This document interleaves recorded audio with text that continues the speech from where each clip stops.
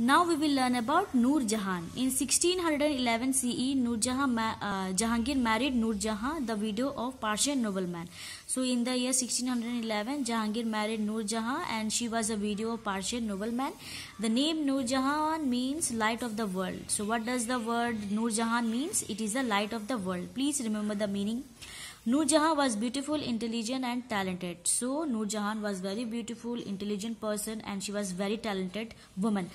She was highly educated and cultured and wrote Persian poetry. So she was a highly educated woman and she was very cultured. That means she follows different rules and regulation of the Islam, and she used to write different Persian poetry.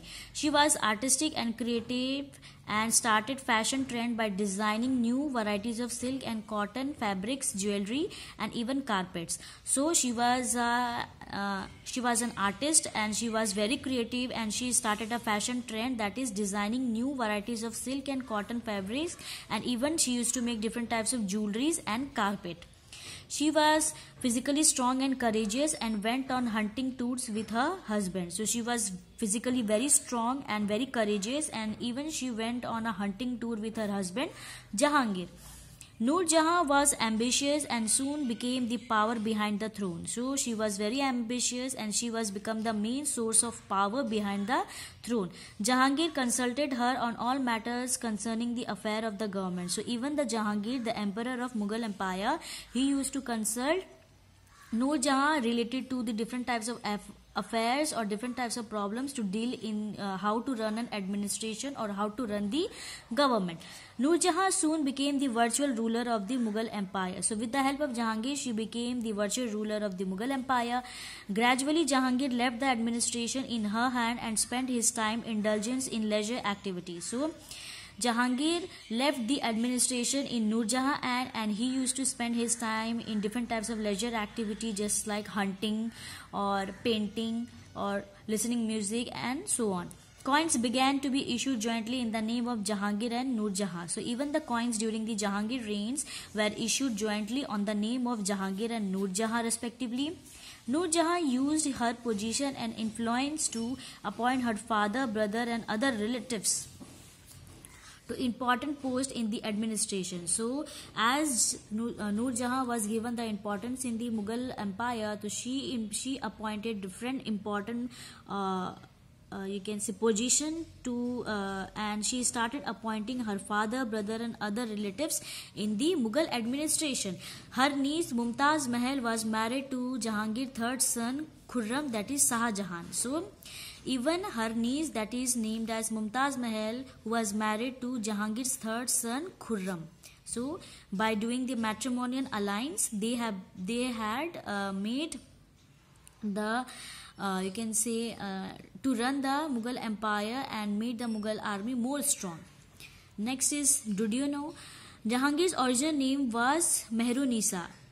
Noor Jahan original name was Mehrunisa. She was first married to Persian noble named Sher Afghan, the governor of Burdwan in Bengal. So she was first married to Persian noble named as Sher Afghan, and who was the governor of Burdwan in Bengal. It is believed that Jahangir had got Sher Afghan killed on charge of treason. So it is believed that Jahangir killed Sher Afghan. After her husband died, Mehrunisa came to stay with a close relative of Jahangir in Agra. Jahangir first met her at the bazaar.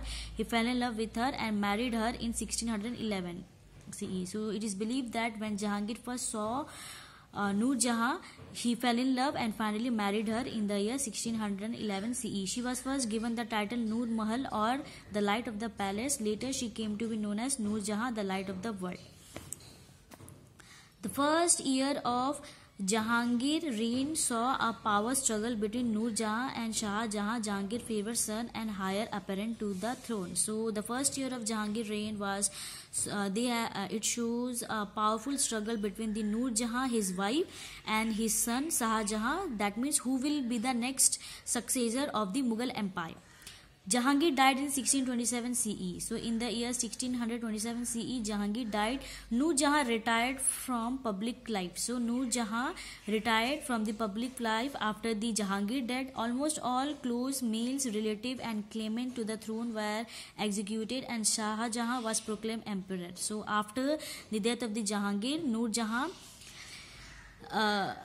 made the Shah Jahan as the next successor of the Jahangir, and he was referred as the new emperor of Mughal Empire. Noor Jahan was treated well, but she lost all influence at the court. So as she was retired from the public life, she was treated well, but all the powers were taken from the Noor Jahan. Jahangir was fairly successful as a ruler. So we can say that Jahangir was a fairly successful as a ruler of the Mughal Empire.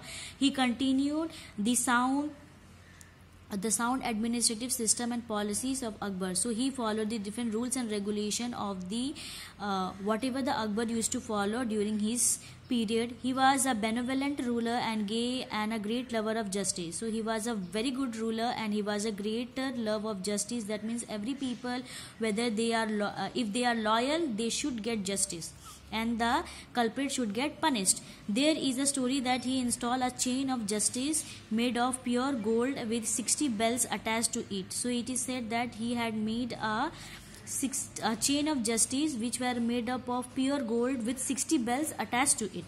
Anyone could ring the bell and seek justice. So by ringing that bell, anyone can seek justice from Jahangir himself.